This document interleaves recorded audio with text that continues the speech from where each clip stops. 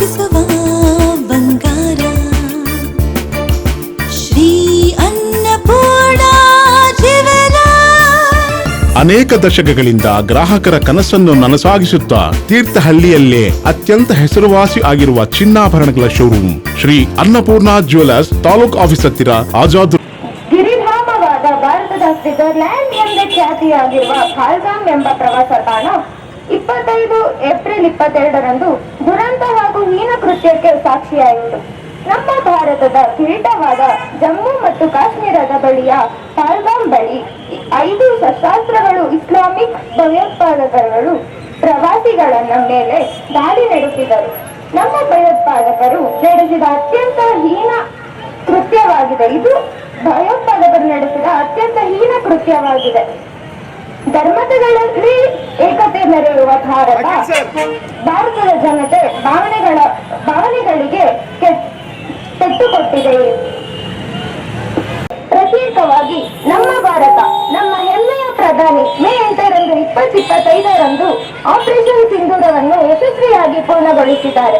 ಈ ಯುದ್ಧದ ಭೀತಿಯ ಸಮಯದಲ್ಲಿ ನಾವೆಲ್ಲರೂ ನಮ್ಮ ಭಾರತೀಯ ಸೇನೆ ಹಾಗೂ ಸೈನಿಕರ ಜೊತೆಯಾಗಿರಬೇಕು. ನಮ್ಮೆಲ್ಲರ ಪ್ರಾರ್ಥನೆ ಎಲ್ಲಾ ಸೈನಿಕರು ಹಾಗೂ ಅವರ ಕುಟುಂಬವನ್ನು ನೆನೆಸೋಣ. ಜೈ ಹಿಂದ್, ಜೈ ಭಾರತ ಮಾತೆ. Who is the leading the official briefing of the Indian military strikes and terror targets in Pakistan. She is also an helicopter pilot with experience in standing in regions.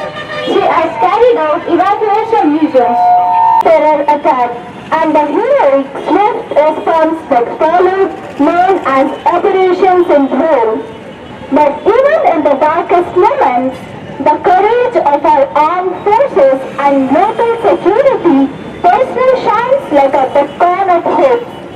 Operation Sindoor reminds us of the extraordinary bravery and discipline of our security forces. Let us also not forget the civilians who were victims of this tragic event.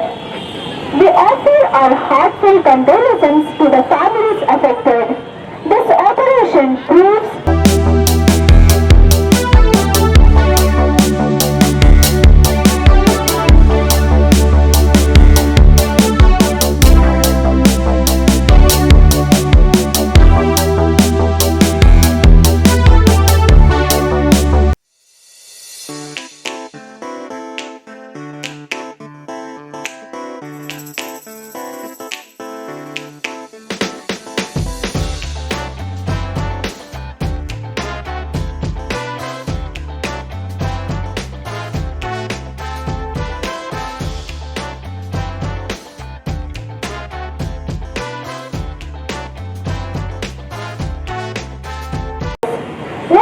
also not forget the civilians who were victims of this tragic event. We offer our heartfelt condolences to the families affected. This operation proves that India's army is not just a shield, it's a sword